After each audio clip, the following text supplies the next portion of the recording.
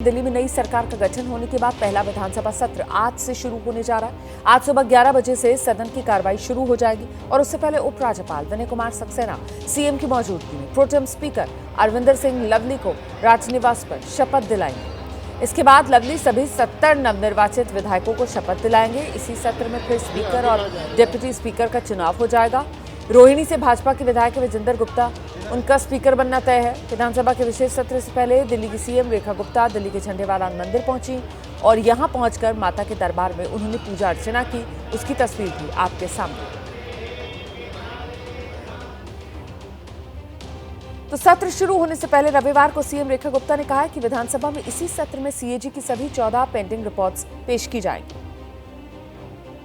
दिल्ली सरकार का पहला सदन, पहला दिन, जिसमें सभी माननीय विधायकगण अपनी शपथ लेंगे। स्पीकर और डिप्टी स्पीकर ये दोनों चुनाव होंगे।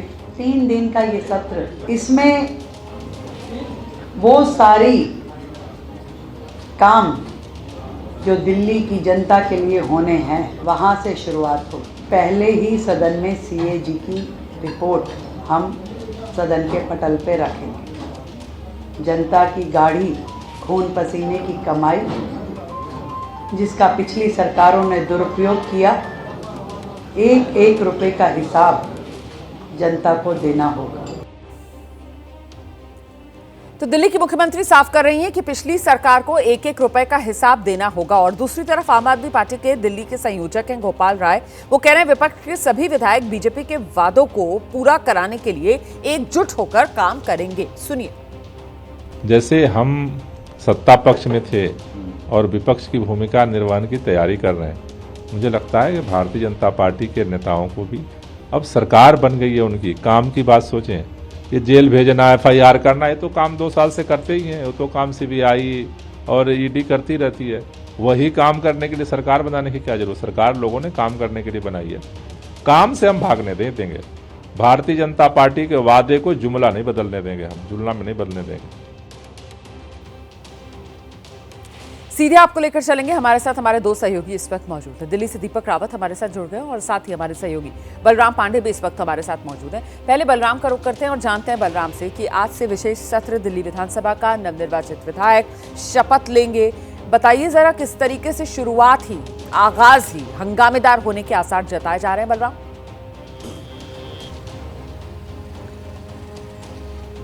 देखिए, आपको बता दें कि एलजी सबसे पहले जो प्रोटेम स्पीकर है उसको शपथ दिलाएंगे और उसके बाद प्रोटेम स्पीकर जो है वो विधानसभा में सभी 70 विधायकों को ओथ दिलाएगा और उसके बाद जो स्पीकर है उसका चयन होगा और फिर स्पीकर जो डिप्टी स्पीकर है उसका चयन करेगा और फिर जो सदन की कार्यवाही है वो आगे बढ़ेगी। और जिस तरीके से मुख्यमंत्री रेखा गुप्ता ने कहा है कि हम सदन के पहले सत्र में ही सीएजी की रिपोर्ट टेबल करेंगे, तो कहीं ना कहीं जो सदन की कार्यवाही है वो हंगामेदार देखने को मिल सकती है, क्योंकि सरकार की पूरी कोशिश होगी कि सीएजी रिपोर्ट पर विपक्ष को घेरा जाए, क्योंकि विपक्ष ही पहले सत्ता में था। और जिस तरीके से रेखा गुप्ता ने कहा है कि जनता की गाड़ी कमाई का एक एक रुपए का हिसाब सरकार को देना होगा। इस वक्त अरविंदर सिंह लवली को प्रोटेम स्पीकर के तौर पर शपथ दिलाई जा रही है।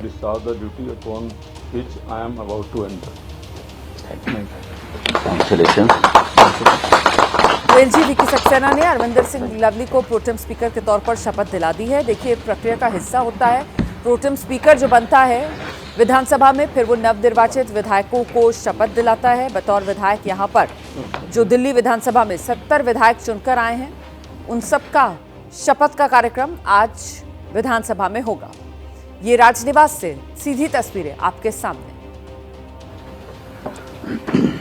तो दिल्ली के एलजी ने प्रोटेम स्पीकर को शपथ दिला दी है। अब इसके बाद जो नवनिर्वाचित विधायक हैं उनके शपथ का सिलसिला आप विधानसभा में देखेंगे और फिर प्रोटेम स्पीकर की अध्यक्षता में ही जो स्पीकर का चुनाव है वो भी होगा संपन्न। और आप जानते हैं बीजेपी की तरफ से रोहिणी से विधायक हैं विजेंद्र गुप्ता, उन्हीं के नाम को बतौर स्पीकर आगे बढ़ाया गया है और जिस तरीके से नंबर्स बीजेपी के पास हैं तो उसमें कोई दिक्कत नहीं आएगी, आराम से विजेंद्र गुप्ता जो हैं वो विधानसभा अध्यक्ष बनने जा रहे हैं, ये कहा जा सकता है फिलहाल, क्योंकि आज ही स्पीकर का चुनाव भी हो जाएगा। फिलहाल अरविंदर सिंह लवली को आप देख रहे हैं, उन्होंने प्रोटेम स्पीकर के तौर पर शपथ ले ली है। उपराज्यपाल ने अरविंदर सिंह लवली को प्रोटेम स्पीकर के तौर पर शपथ दिला दी। राजनिवास से ये सीधी तस्वीरें आपके सामने। हमारे सहयोगी लगातार हमारे साथ बने हुए हैं, दीपक रावत के पास दर्शकों को लेकर चलेंगे। दीपक, अरविंदर सिंह लवली प्रोटेम स्पीकर के तौर पर शपथ ले ली है, अब आज पहले नवनिर्वाचित विधायकों को शपथ प्रोटेम स्पीकर अरविंदर सिंह लवली दिलवाएंगे और उसके बाद आज ही स्पीकर और डिप्टी स्पीकर को लेकर भी तस्वीर साफ हो जाएगी क्या दीपक? जी बिल्कुल रोमाना, क्योंकि 48 विधायकों की संख्या है सत्ता पक्ष के पास और जिस तरीके से रोहिणी से विधायक विजेंद्र गुप्ता का नाम स्पीकर के लिए बीजेपी ने आगे किया है तो उसमें कोई अड़चन नहीं आने वाली है। स्पीकर वो नियुक्त हो जाएंगे, आज ही नियुक्त हो जाएंगे। उसके बाद डिप्टी स्पीकर के तौर पर मोहन सिंह बिष्ट का जो नाम है उनके नाम पर भी मुहर आज लगी जाएगी। लेकिन सीधे तौर पर जहाँ तक नेता प्रतिपक्ष की बात है तो उसको लेकर भी आम आदमी पार्टी ने कल अपना नेता प्रतिपक्ष चुन लिया है। आतिशी को उन्होंने नेता प्रतिपक्ष चुना है। तो आज सबसे बड़ी कार्रवाई तो फिलहाल शपथ की है। शपथ अभी प्रोटेम स्पीकर अरविंदर सिंह लवली तमाम विधायकों को दिलाएंगे, आम आदमी पार्टी के हों चाहे सत्ता पक्ष के हों। 22 विधायक आम आदमी पार्टी के हैं और इस पूरी प्रक्रिया के बाद स्पीकर का चुनाव होगा। विजेंद्र गुप्ता स्पीकर पद के लिए चुने जाएंगे, उसके बाद आगे की कार्रवाई शुरू होगी। संभवतः ये माना जा रहा है कि कल जो है एलजी का अभिभाषण हो और उसके बाद सीएजी की रिपोर्ट जिसको टेबल करने की बात की जा रही है वो टेबल हो जाए, उसके बाद उसको चर्चा के लिए अगले दिन का प्रोसेस जो है वो शुरू कर दिया जाएगा। तो सबसे बड़ी जो इस पूरे सेशन की बात करें तो सबसे बड़ा सवाल इस बात को लेकर है कि जो सीएजी की रिपोर्ट टेबल होने जा रही है उसमें आखिर क्या कुछ निकलता है, क्योंकि बीजेपी चुनाव से पहले से लेकर चुनाव के बाद तक उस सीएजी रिपोर्ट को लेकर काफ़ी ज़्यादा हमलावर रही आम आदमी पार्टी पर। तो ऐसे में वो जो सीएजी की रिपोर्ट सामने आएगी तो उसके बाद से बहुत ज़्यादा सवाल उठने की संभावनाएं जताई जा रही हैं। वहीं विपक्ष की बात करें तो विपक्ष इस बात पर अड़ा हुआ है कि पहली कैबिनेट की बैठक में कहा था कि 2500 रुपये महिलाओं को हर महीने देने का वादा जो है उसे पूरा कर लिया जाएगा, लेकिन पहली कैबिनेट की बैठक हुई और उस कैबिनेट की बैठक में इस बात का जिक्र तक नहीं हुआ। तो ऐसे में इस पूरे सेशन के दौरान आम आदमी पार्टी के तमाम विधायकों ने यह सोच के रखा है कि सत्ता पक्ष को पूरे सेशन के दौरान घेरा जाएगा, 2500 रुपये दिलाने की जो बात है उसको सामने रखा जाएगा। देखिए, दिल्ली विधानसभा के विशेष सत्र को लेकर दिल्ली सरकार के मंत्री मनजिंदर सिंह सिरसा, कपिल मिश्रा, बीजेपी विधायक रविंदर सिंह नेगी, उनके कुछ बयान सामने आ रहे हैं, सुना देते हैं आपको। एक नया अध्याय लिखा जाएगा। जो 12 साल आपदा ने दिल्ली को बर्बाद करने का काम किया, आज उसको एक नया अध्याय लिखने का मौका है। दिल्ली को दोबारा से विकसित दिल्ली बनाया जाए, दिल्ली को खूबसूरत बनाया जाए। दिल्ली की गंदगी, जैसे आपदा को दिल्ली से निकाला है, अब दिल्ली से गंदगी को निकालना है, गंदे पानी को निकालना है, साफ यमुना जी को लेके आना है, गंदी सड़कों को बाहर निकालना है। तो ये एक नया इतिहास आज के दिन लिखा जाएगा। आज कैग रिपोर्ट भी जो है टेबल की जाएगी और इससे अरविंद केजरीवाल जी द्वारा जो 3 साल से घोटाले अपने छुपा के रखे हुए थे उन सब घोटालों का खुलासा होगा। ऐतिहासिक दिन है और जिन लोगों ने दिल्ली के साथ धोखा किया, छल किया, उनको दिल्ली की जनता ने ये बता दिया कि दिल्ली का असली मालिक केवल दिल्ली की जनता है। आज उन लोगों को ये एहसास हो गया होगा जो अपने आप को दिल्ली का मालिक कहते थे कि असली मालिक केवल जनता होती है। भ्रष्टाचार और अहंकार का एक लिमिटेड टाइम होता है, उसके बाद उसकी समाप्ति निश्चित होती है।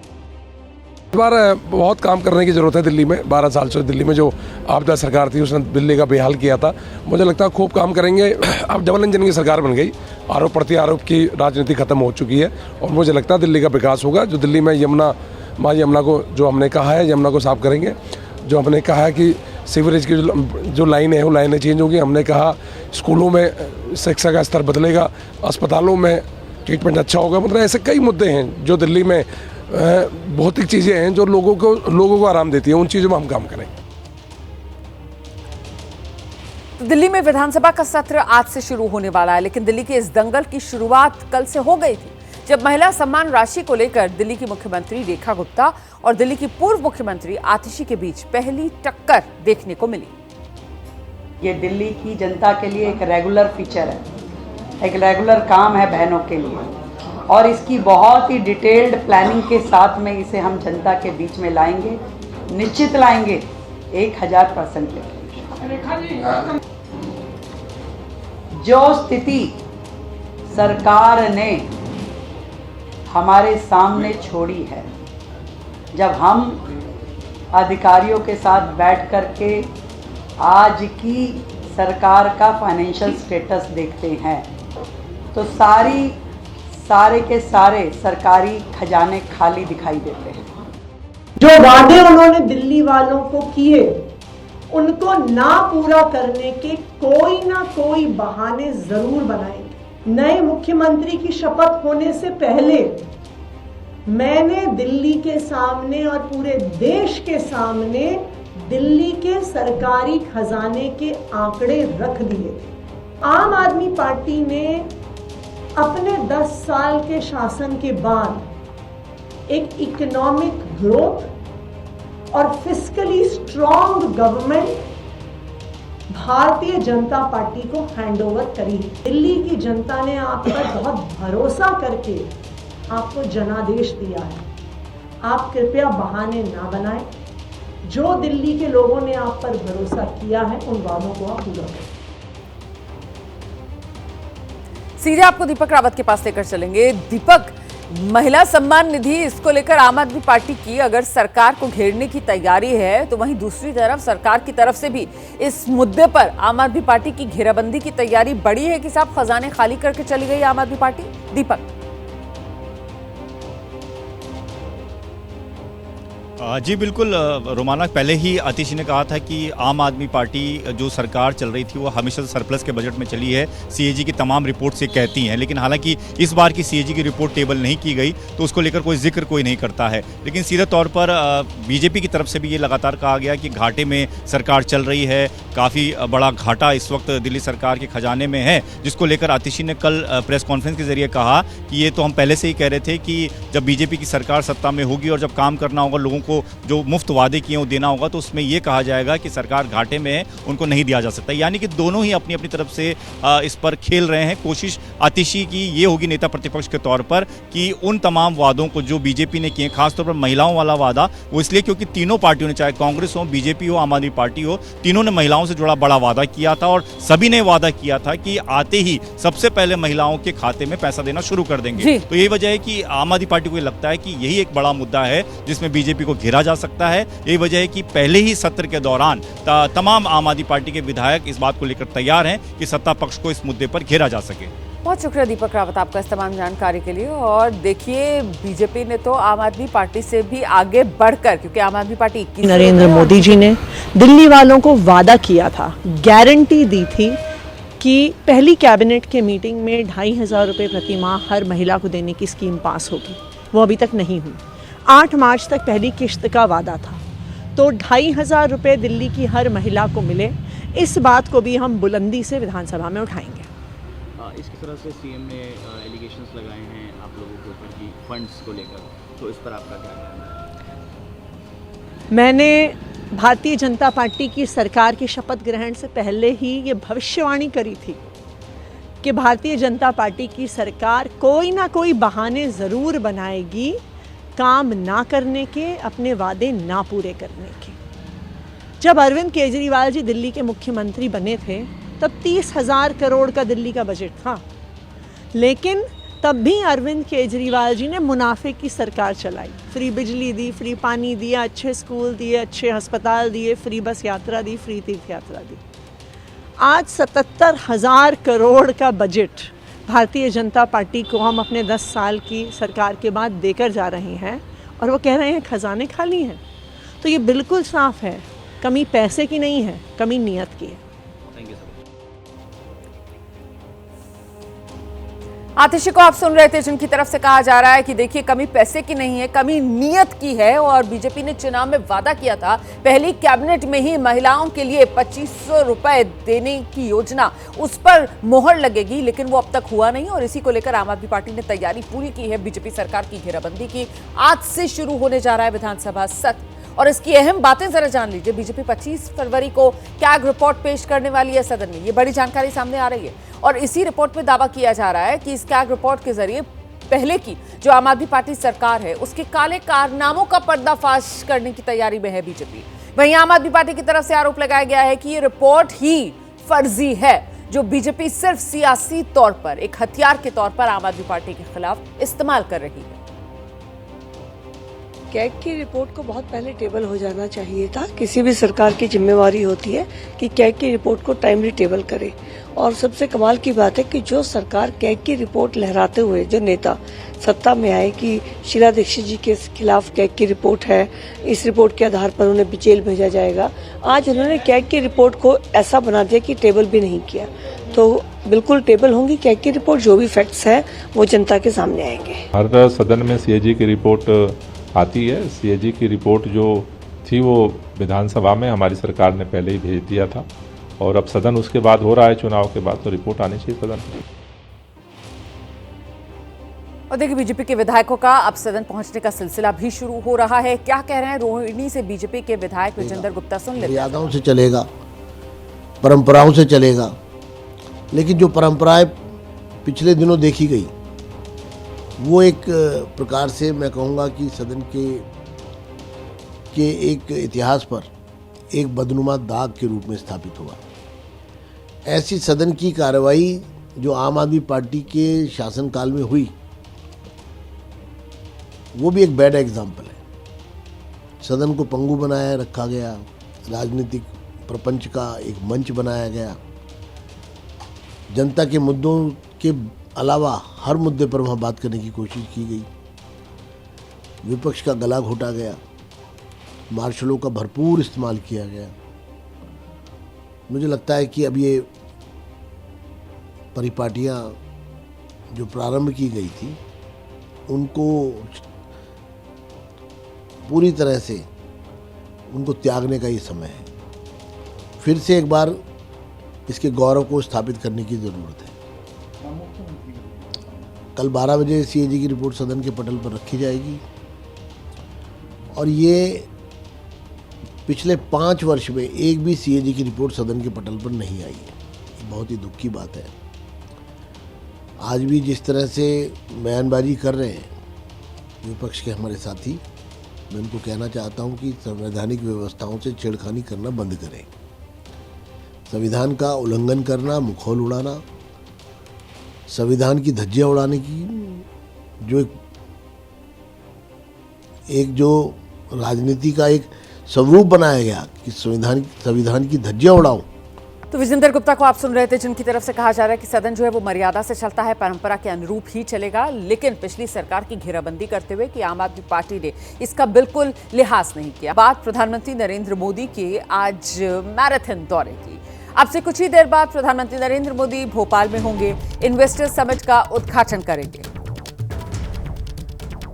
थोड़ी देर में भोपाल में इन्वेस्टर्स समिट कार्यक्रम का उद्घाटन प्रधानमंत्री नरेंद्र मोदी करने जा रही हैं। प्रधानमंत्री नरेंद्र मोदी भोपाल पहुंच चुके हैं। ये इस वक्त की बड़ी खबर है जो हम आपको बता रहे हैं।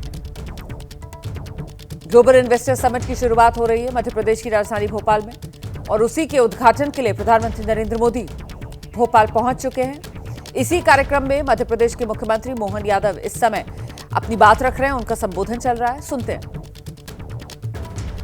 अन्य अधिकारीगण, भारत सरकार के सभी केंद्रीय मंत्रीगण, मध्य प्रदेश सरकार के माननीय मंत्रीगण, माननीय सांसद, विधायक, देश और विदेश से बड़ी संख्या में पधारे इस निवेश के महाकुंभ के अवसर पर सभी माननीय उद्योगपतिगण, मैं आज के इस अवसर पर ग्लोबल इन्वेस्टर समिट 2025 में पधारे हुए सभी प्रमुख उद्योगपतियों, निवेश बंधुओं, यंग इन्वेस्टर और विभिन्न देशों के जनप्रतिनिधियों का स्वागत करता हूं, अभिनंदन करता हूं।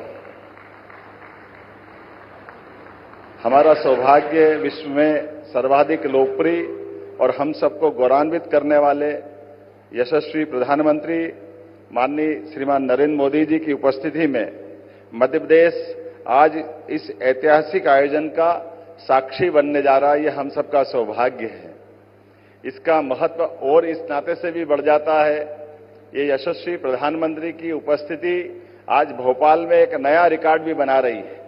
आमतौर पर भोपाल शब्द को जैसे ग्लोबल या गूगल पे हम सर्च करें तो तुरंत भोपाल करते ही भोपाल गैस त्रासदी के माध्यम से एक अपनी अतीत की एक काली छाया को लेके हमेशा से अपने आप में यह कष्ट महसूस करता था।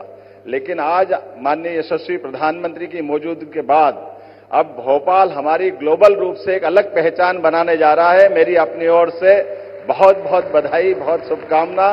ये आशीर्वाद आपको हमेशा हमारे लिए, भोपाल के लिए अब हमेशा अविस्मरणीय रहेगा। इस अवसर पर जब मैं अपने प्रदेश की बात करता हूं तो वन संपदा, खनिज संपदा, जैव संपदा, जल संपदा से भरपूर मध्य प्रदेश में आपका अभिनंदन है, आपका स्वागत है। देश के हृदय प्रदेश मध्य प्रदेश में भोपाल देश की स्वच्छतम राजधानियों में से एक, राजा भोज की इस नगरी में, झीलों की इस नगरी में पुनः आपका वंदन है, अभिनंदन है।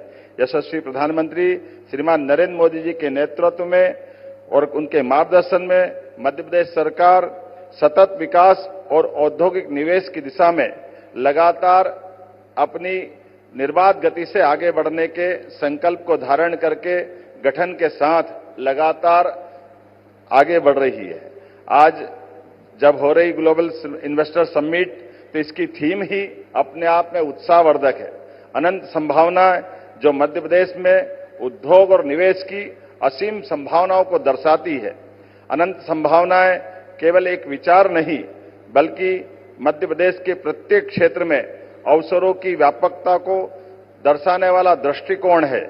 आदरणीय प्रधानमंत्री जी ने सबका साथ, सबका विकास, सबका प्रयास, सबका विश्वास का मंत्र दिया है, जिसमें यह संदेश समाहित है, जब संभावनाओं के अनंत आकाश में हम सब मिलकर आशाओं की ज्योत जलाते हैं तो एक नहीं बल्कि सभी के आंगन रोशन होते हैं।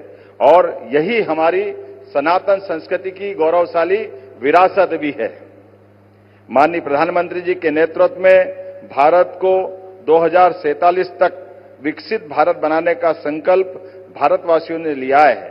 हमारा लक्ष्य देश को $35 ट्रिलियन की अर्थव्यवस्था बनाना है।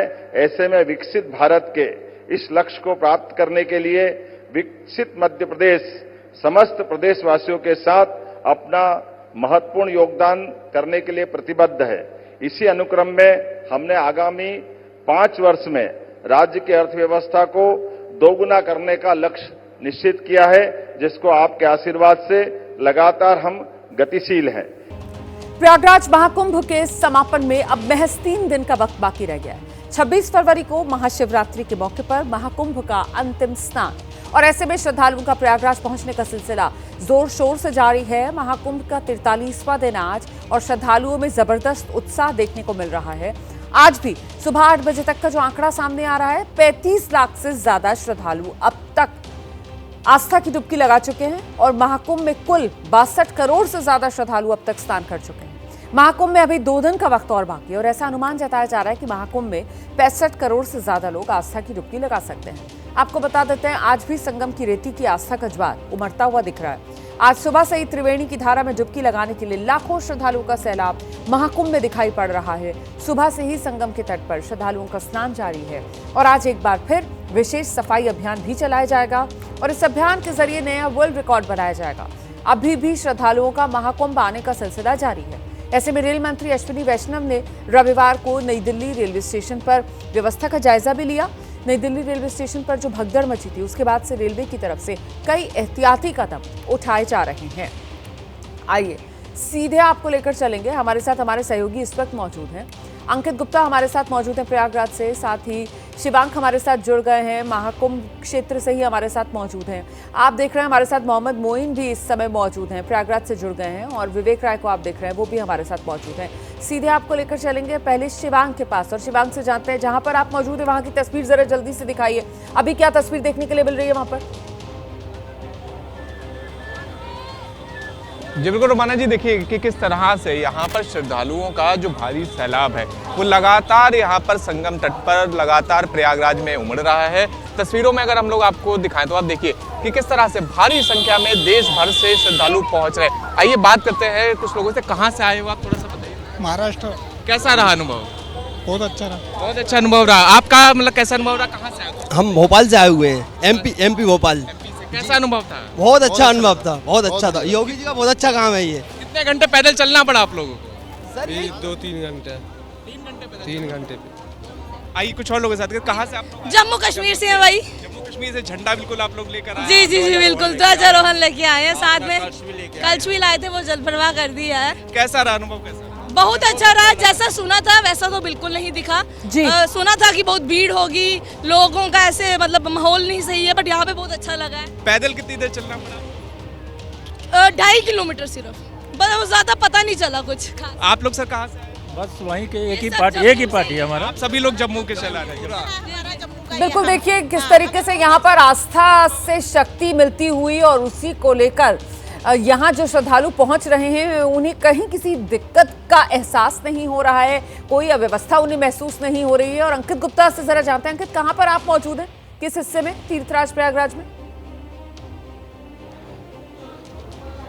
रोमाना, मैं इस वक्त जो है आपको लेकर आया हूं, अपने दर्शकों को तस्वीरें दिखाऊंगा प्रयागराज जंक्शन का जो रेलवे स्टेशन है, क्योंकि बहुत सारे सवाल खड़े हो रहे थे प्रशासन के ऊपर और रेलवे प्रशासन के ऊपर भी। तो आज यहां तस्वीरें किस तरह की है, जबकि प्रयागराज शहर में हमने देखा अभी भी लाखों लोग मौजूद हैं, लेकिन प्लेटफॉर्म पे देखिए इस वक्त प्रयागराज जंक्शन का ये प्लेटफॉर्म है जहाँ पर आपको बहुत सुचारू व्यवस्था नजर आ रही है। उसकी वजह क्या है, आपको पहले तस्वीरें दिखा देता हूं, फिर वजह समझाता हूं। मेहरबान, अगर आप दूसरा प्लेटफॉर्म की भी तस्वीरें दिखा दीजिए, उधर की भी।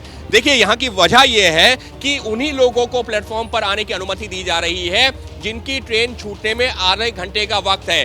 बाकी लोगों को प्लेटफॉर्म परिसर के बाहर ही रोका जा रहा है। इसी वजह से यहाँ पर जो भी प्लेटफॉर्म्स हैं वो पूरी तरीके से आपको खाली नजर आ रहे हैं, या ये कहा जाए कि सिर्फ वही यात्री नजर आ रहे हैं जिनकी अभी ट्रेन है। यहाँ कई लोग स्नान करके आ चुके हैं। ये बताइए, इंतजाम सही है यहाँ पर? बहुत बढ़िया, हद से ज्यादा। नहीं, ट्रेनों में भगदड़ की स्थिति हो रही थी, आज स्थिति बेहतर है? बहुत बेहतर है सर जी। हाँ, सबसे ज्यादा थैंक यू ये लोग का, आरपीएफ के जवान एकदम ऐसे हाथ जोड़ के सबको। आरपीएफ के जवान है। कैसा रहा अनुभव, कैसा रहा स्नान का? अच्छा, बहुत अच्छा, बहुत अच्छा है। कोच नंबर डिस्प्ले होना चाहिए अभी। ठीक है, आपका अनुभव, आप स्नान करके नॉर्थ ईस्ट से आए हैं, कैसा रहा अनुभव? सबका अनुभव, यहाँ जितने लोग मौजूद हैं हर कोई यही कह रहा है कि अनुभव बढ़िया रहा। और व्यवस्था देखिए किस तरीके से अब सब कुछ व्यवस्थित सा नजर आ रहा है। आपको जल्दी से विवेक के पास लेकर चलेंगे, विवेक से जरा जान लेते हैं। विवेक, ये रेलवे स्टेशन की हमने तस्वीर दिखाई, अंकित बता रहे हैं कैसे बाकायदा रेलवे स्टेशन के बाहर एक वेटिंग एरिया बनाया जा रहा है और वो यात्री जिनकी ट्रेन में आधे घंटे का ही समय है उन्हें ही प्लेटफॉर्म तक आने दिया जा रहा है। तो कुल मिलाकर अब इसी तरीके के इंतजाम और एक सिस्टम यहाँ तीर्थराज प्रयागराज में डेवलप कर दिया गया है प्रशासन की तरफ से।